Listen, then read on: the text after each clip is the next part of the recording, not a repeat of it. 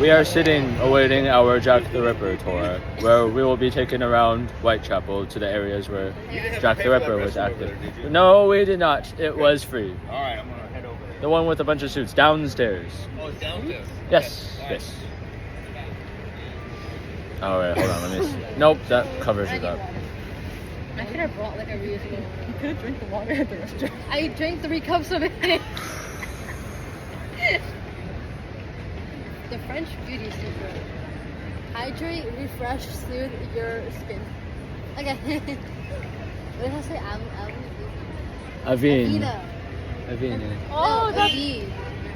And it just honked at the other car. So So thermale. I don't know. I don't even I need some skin moisturizer probably. Yeah. I should probably put some on No, soon. you need some hair moisturizer.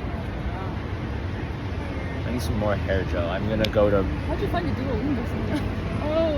There was like a million like Duolingo stickers like in this one store. There's like a pillar of stickers. So there's like the Canadian Grand Prix, professional overthinker, and then a bunch of Duolingo. But look at the Harry Potter covers. Anyway, I'll They are so, film the so, tour so- in a bit. Hey guys, we learned the term cock today. Yes, it used to mean a term of endearment. So everyone around here is our. I love you, old cock. I love y'all, cocks. I love you, horse cock. A lot of you guys are pretty young cocks. Oh yeah. Not me. Not me, guys. Oh. Watch where you're walking, cocks.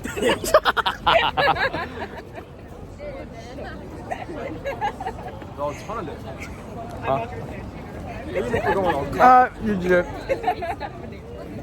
All right, you can come back to me in 5 years and say it.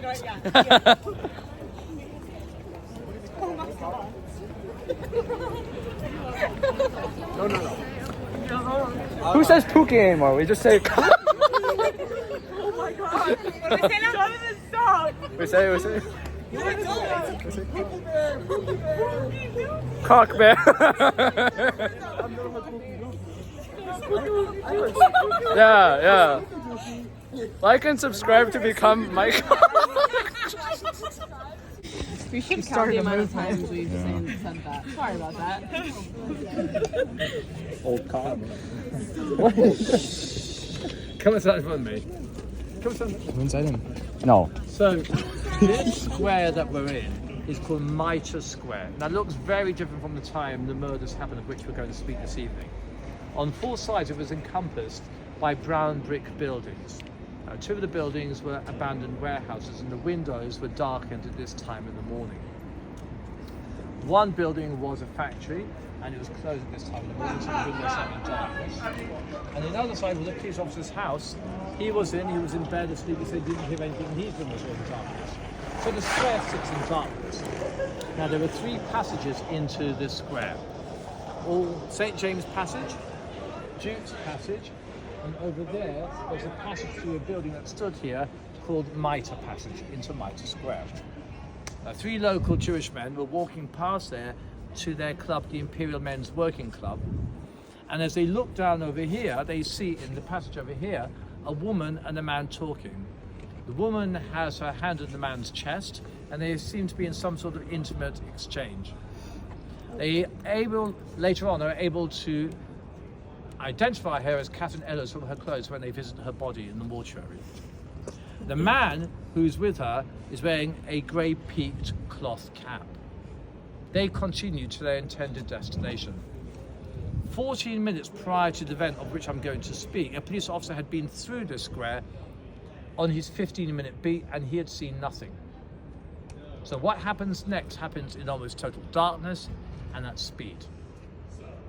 Now, had I walked in that direction, I would have got to a street called Berners Street. But for us to walk there and walk back again, it would take unnecessarily 20 minutes out of the walk. But off the street, there's a yard called Duxfield Yard, and at the back of the yard, there's a club for Lithuanian working men. And it's run by a man called Louis Dimschutz. On Saturday, he goes south of the river and sells trinkets, and his wife runs the club. So he's coming back on the 30th of September 1888 1 o'clock in the morning, and his horse turns into the darkness of the yard. At the entrance, there's a cigarette rolling factory which is closed at this time in the morning. And on the other side, there's a sweatshop clothes factory which is closed at this time in the morning. So it sits in darkness. And as the horse turns into the darkness, as it habitually does, it shies away from something. He looks down, he thinks it's a pile of abandoned rags. He pokes it with his riding crop. It's solid. He gets off his horse. "What spooked you, old Bess?" he says, and he lights a match. In the brief flicker of the flame, he sees the face of a woman. He thinks she's drunk and incapable. He goes into the yard, into the back where there's the club, calls the members out. They come out with lit candles, they illuminate the area, and they see what he hadn't seen, that this woman has had her throat cut and she's dead. Blood has gone oozing down the cobble towards the entrance of the club, and she's warm to the touch. She's just been killed. Her name is Elizabeth Stride. Her birth name was Elizabeth Gustafsdotter. She was born in Sweden. And hers is a sorry story of a young girl who goes into the domestic service, seems to have been taken advantage of by the head of the household, falls pregnant, is thrown out of her job, gives birth to a stillborn child.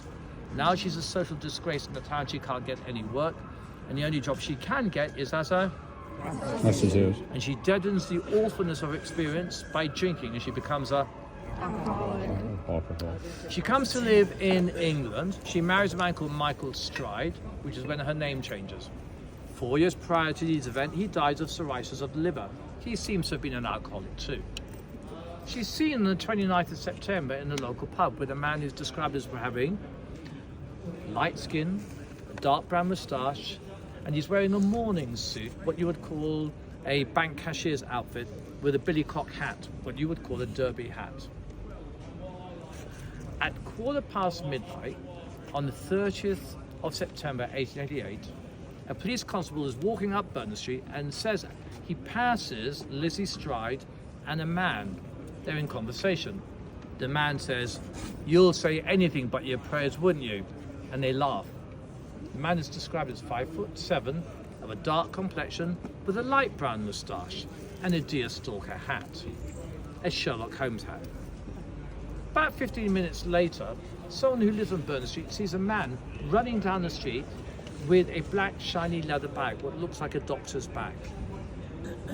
15 minutes after that, a local Jewish tailor called Israel Swartz is walking up Berners Street, and he stops because at the entrance of the Duxfield Yard he sees an altercation taking place between a man and a woman. The woman falls to the ground as the man tries to pull her into the street, and she cries out twice. At which point her assailant turns and looks at Israel Swartz and says, "Lipsky!" Now, a year before, a local Jewish person had been hanged for murder. And if you wanted to insult a Jewish person, you would call them Lipsky, because that was his name. Or if you wanted to threaten a girl, you'd say, "I'm going to Lipsky you." So the assailant of the woman says, "Lipsky."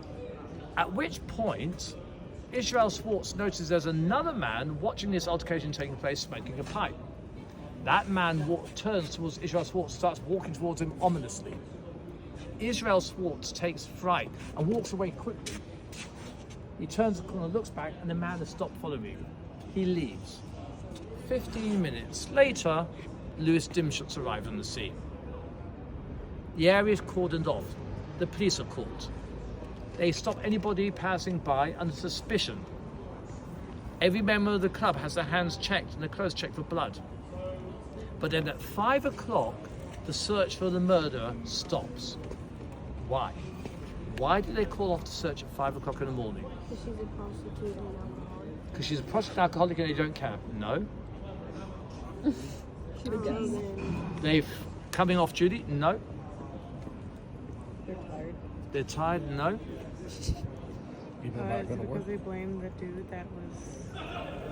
They blame Israel Schwartz. They blame Israel Swartz? No. They found another body. They found another body. Yeah. You'd be a good serial killer. Where did they find her? In the square. Which square? This one. Here. Yeah. Yeah, they found her here. And who was it? Mary Jane, Catherine. Elizabeth Catherine Eddowes. That's right, Catherine Eddowes. Yeah. Who gave her name as Mary Jane Kelly. Yeah. Well, she's lying here. A police constable walks in with his bull lamp into the darkness. He's walking through. He finds the body lying here. She's okay. She's lying on her back. She's got her hands splayed open. In one of her hands is a half-eaten bag of candy. She's had her throat cut so deep notches have been left on the vertebra of her neck. The assailant has taken the bladed weapon and made little nicks in her eyelids, her cheeks, her lips. Her nose has been sliced off, as has her ear. All her undergarments have been pulled up, exposing her naked lower half. The assailant has taken the bladed weapon and pushed it into her body from underneath and split her open. Her entrails have been pulled out. As the blade is cut to the close, a piece of her white apron is coming away and is missing. And what also is missing is one of her kidneys. Now, if you were going to, because you've all been doing forensics today, right? Yeah. So if you were going to operate me as a surgeon, and you were going to or carry out an autopsy, could you show me the entrance point by which you would extract my kidney? How would you enter into my body? You wouldn't go from the back. No. Go from Autopsy? Front? Or if you're just removing my kidney, say you're a surgeon, you're operating on me. The front. Yes. Okay. here. If you're a surgeon and you're operating me in the theatre, where would you enter my body to operate on my kidney? Your back. My back, yeah. Your kidneys are right here, y'all. Yeah, and it looks like she was saying. How is she lying? On her back. On her Yeah. back. So the assailant, in almost total darkness and at speed, knowing if it's going to come through, has eviscerated her, cut through the disguising membranes that sit on top of the kidney, and has removed the kidney. What sort of person would have those skills? A butcher. Hold that thought until the end of the walk. What we're going to do is going to walk 10 minutes walk that way to a building called the Wentworth Dwellings, past the entrance of which a police constable called Alfred Cross was walking 2 hours later with his bull lamp, looking for some sort of the evidence associated with this murder. He turns his lamp into the entrance of the block and he discovers a Body. Alcoholic process. Kidney. Kidney. Oh, you found a kidney?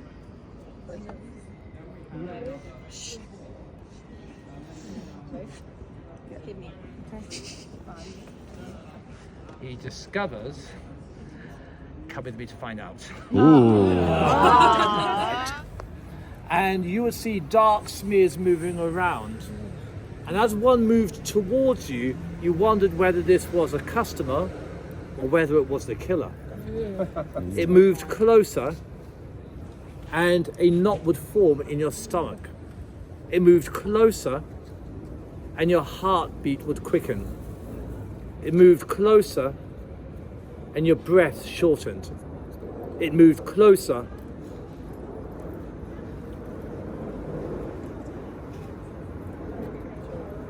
and it passed you by. Oh shit! You can understand. You can understand.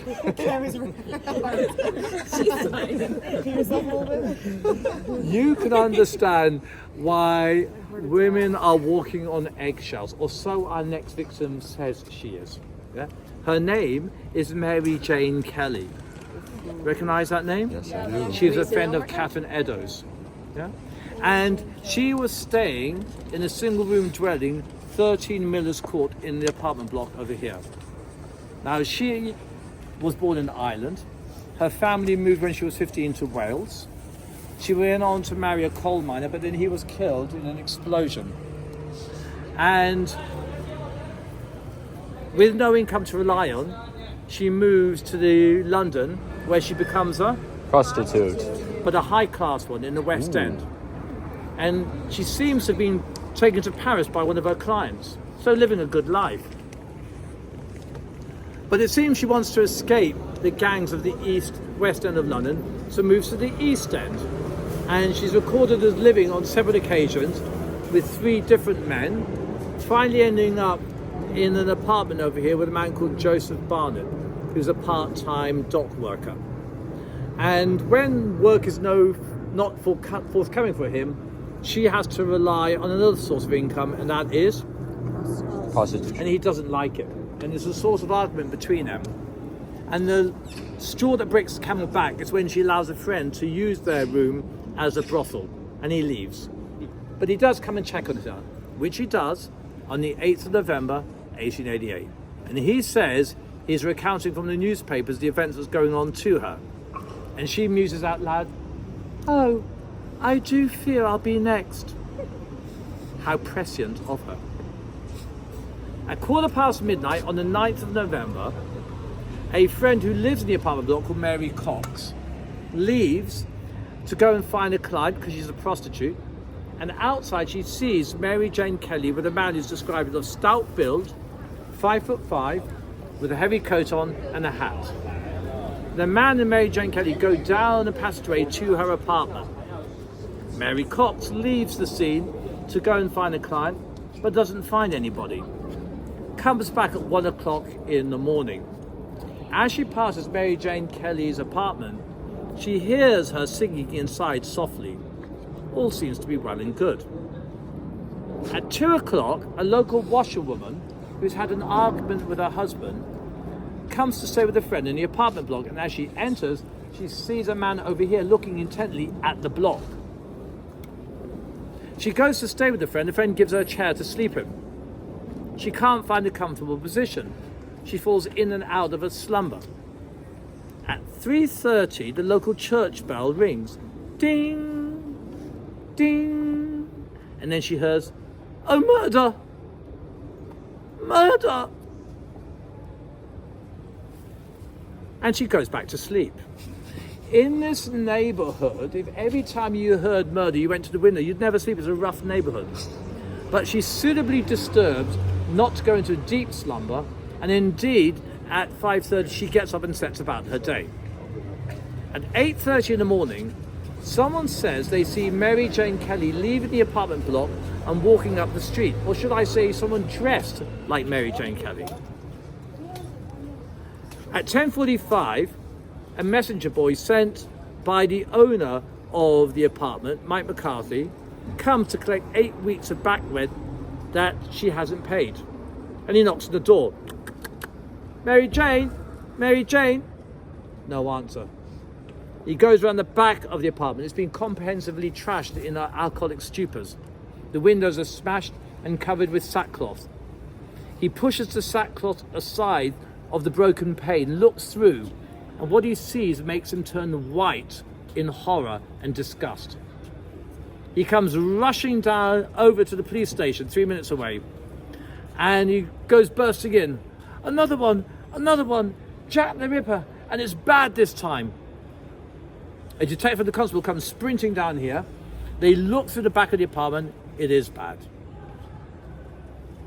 They send for a sniffer dog to track the assailant. But it's been so long, the sniffer dog has been sent away from London.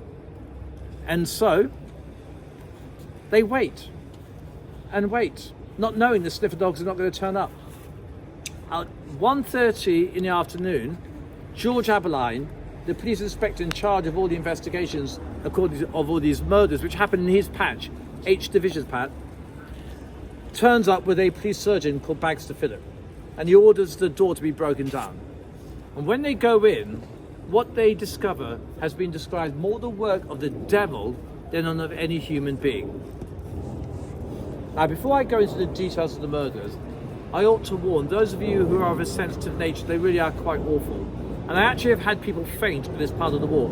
So if you don't like goriness, this is not for you. You might want to step away. Okay. And I really don't like to say them out loud because any person passing by might consider it to be really inappropriate. So just come inside. If you're not so tall, come to the phone.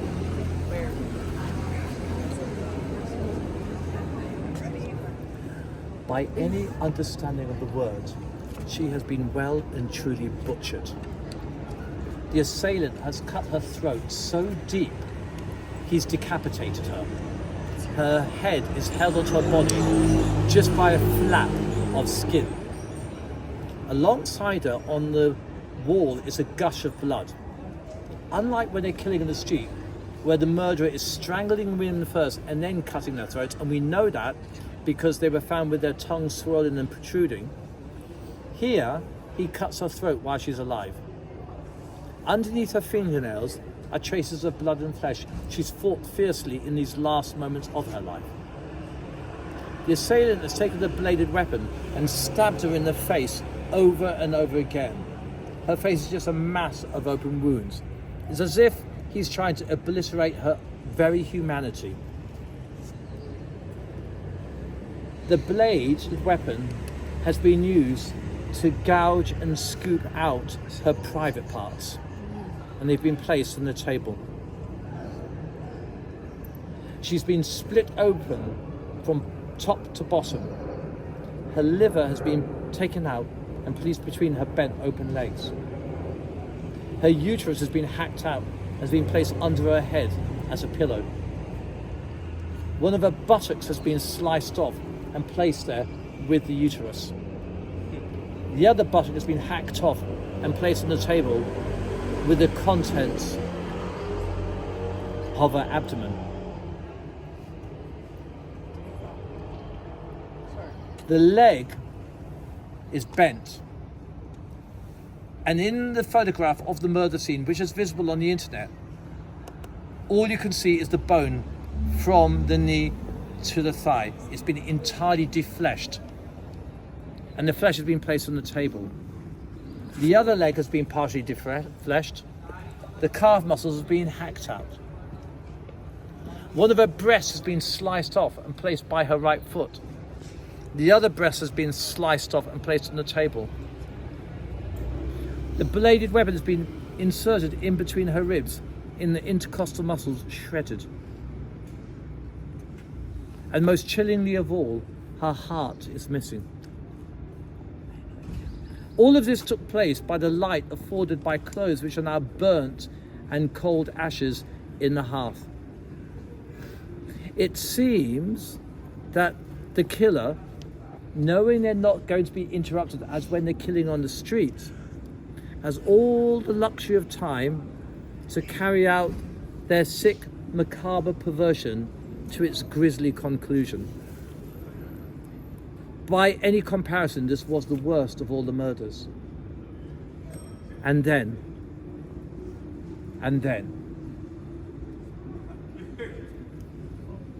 come with me. It's a little gem, a reminder of old London. If you want to buy one of these houses today, you'd need to fork out around £3 million.